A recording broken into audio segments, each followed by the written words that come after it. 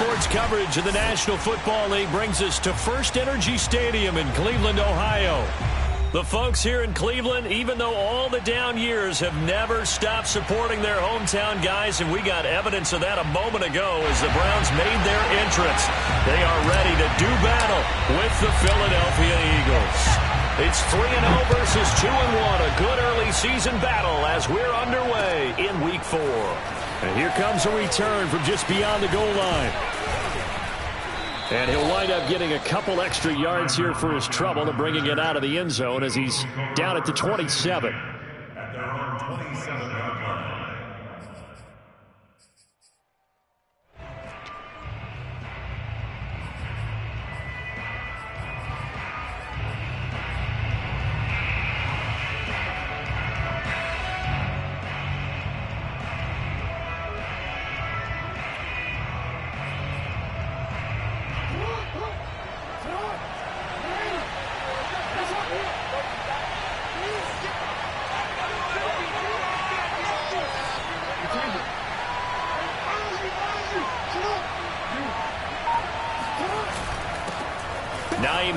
His first carry.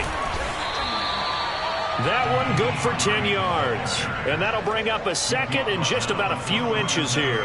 Well, this defense for the Browns, they were excellent a week ago in the win over Pittsburgh. I have to admit, I was extremely impressed by what I saw on tape because they stayed in the face of the quarterback the entire game, ended up getting 4 sacks total, and made it difficult for him to step up and find receivers downfield.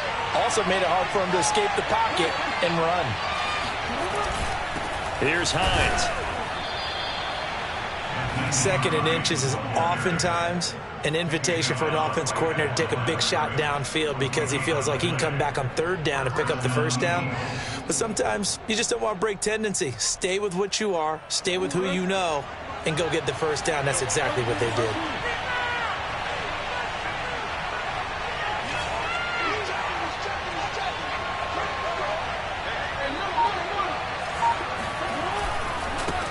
First down.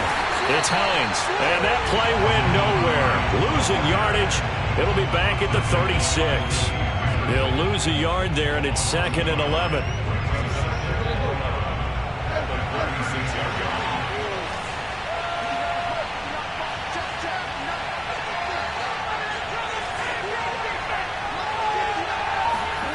Play action. Now Jackson. Looking for Lockett, and it's intercepted. Buda Baker with a pick. And he'll take it across midfield and down to the 48-yard line. Well, that is a quick lesson on how difficult this defense is to throw against. An interception on their initial drive of the ballgame. Now we know why their offensive staff spent the entire week awake trying to prepare for this one, because you can't totally shy away from throwing the football. But at the same time, you're looking at them and going, where are the weaknesses? How are we going to move it? One of the top defenses in the NFL for a reason. We just saw one example right there. And they'll get this to the 30-yard line before crossing over out of bounds. Big yardage now for the Browns, 18. On that last run, he's now hit the 6,000-yard mark for rushing yards in his career. And moves him squarely into the top 100 rushers of all time. In fact, he can boast that he's rushed for over 1,000 yards more than Gale Sayers did in his career, and Gale Sayers was a Hall of Famer in a short career.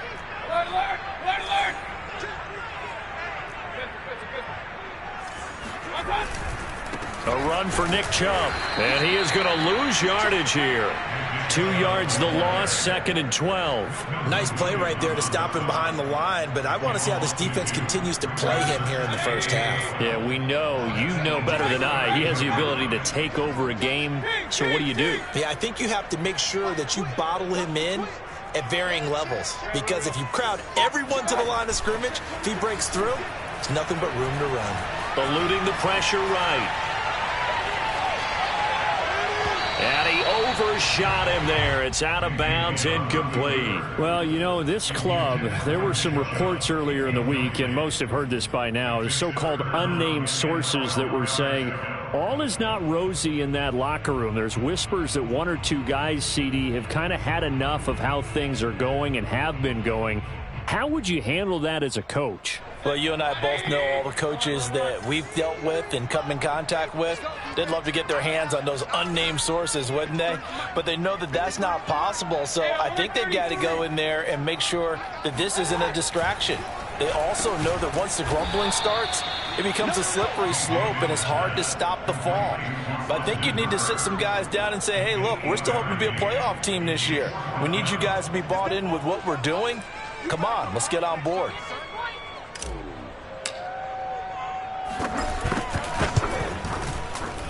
And his kick is good.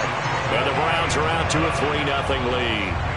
In the end, the opening drive, Charles, does yield points. Maybe not the touchdown that they wanted, though. Yeah, but bottom line, they wanted to get something out of that drive, and they did that. 3 points, they won't turn that down at all. Tyler Lockett now on the return. And not much happening on the return as he'll get this to about the 23.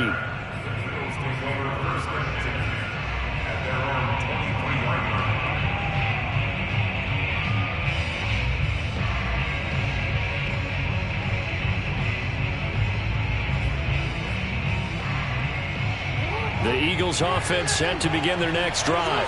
They threw an interception the first time they had the football, only gave up 3 points off of that, so it shouldn't be a difficult hole to overcome. It really shouldn't, as long as they're not listening to the chatter coming from the other side, because when you throw a pick, look, I know defensive backs, they have a tendency to be a little bit loud after they take one away, but they also have a tendency to gamble a little bit more, thinking they'll get a second one.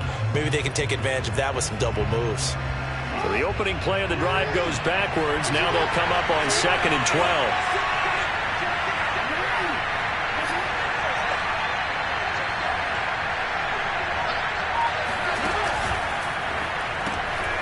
He finds his tight end, Goddard. That's complete.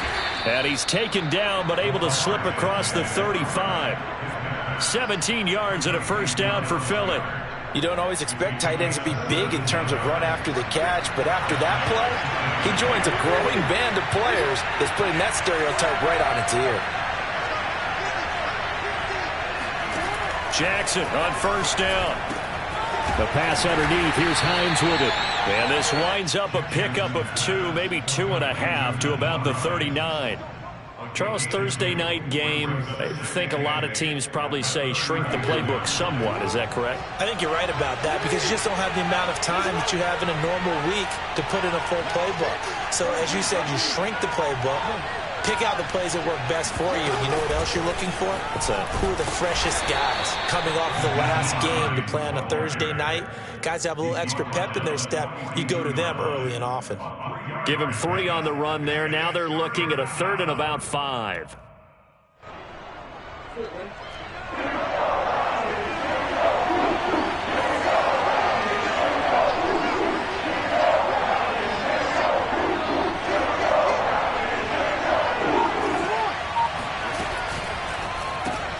Left side complete to Lockett. And they'll get him down about 3 yards short of the first. 2 yards is all they'll get on the completion. It's 4th down. The Eagles send out their punter now. Back deep, Jarvis Landry.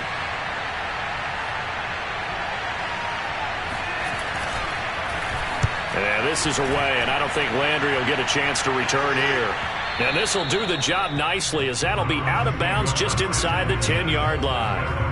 The field position game, such an overlooked facet, Charles, of an NFL game, but this offense, they're going to be pinned back. What an ideal punt. An ideal punt, and it leads to that term complementary football, because them doing that puts their defense in a great spot, doesn't it? Gives them a chance. If they want to be aggressive, try and maybe get a safety out of this whole thing, it puts them in that position. And he can only manage to get a couple. 2nd and 8 coming up.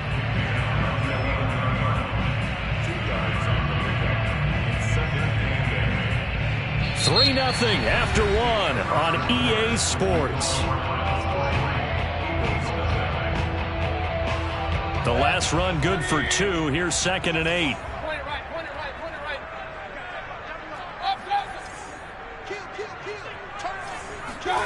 Mayfield on play action. And I think that one might have been intercepted, but he will be ruled out of bounds. So this will go only as incomplete. And that's why defenders are often frustrated offensive guys.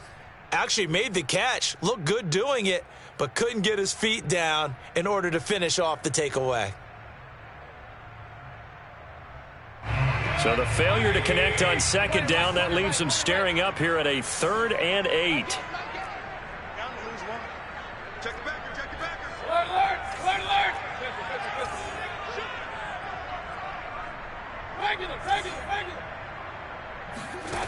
Mayfield to throw it. He's going to loft one deep left side here.